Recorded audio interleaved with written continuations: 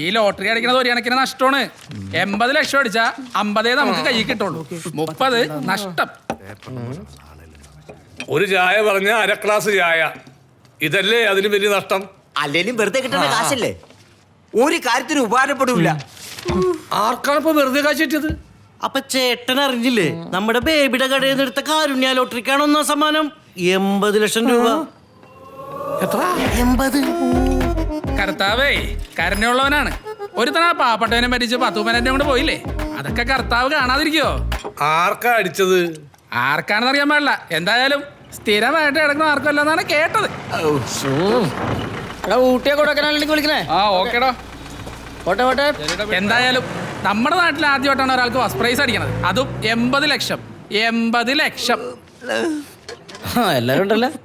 ആ ടൂറുകാരൻ വന്നാ അങ്ങനെ അവസാനം നമ്മുടെ നാട്ടിലും വന്നു തുടങ്ങിയ ഭാഗ്യം. അതും 80 ലക്ഷം.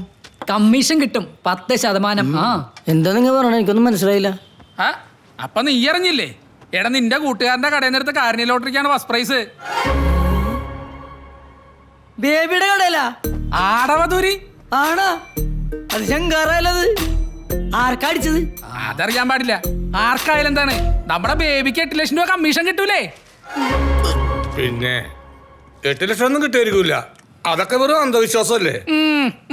അല്ലടാ, കിട്ടും.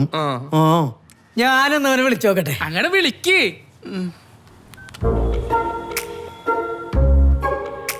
ഹലോ എടാ, ഞാൻ കേട്ടത് ശരിയാണോ? ടിക്കറ്റ് വിറ്റിട്ടില്ലേ?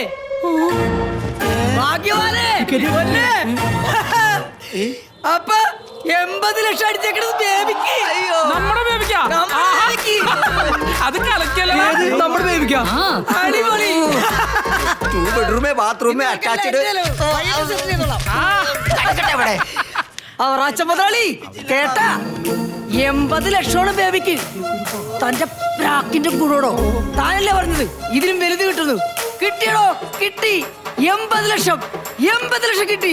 ഞാൻ അടിച്ചു പൊളിക്കും. എന്തോരം ടൂറ് ഞങ്ങൾ പോകുന്നറിയാമോ?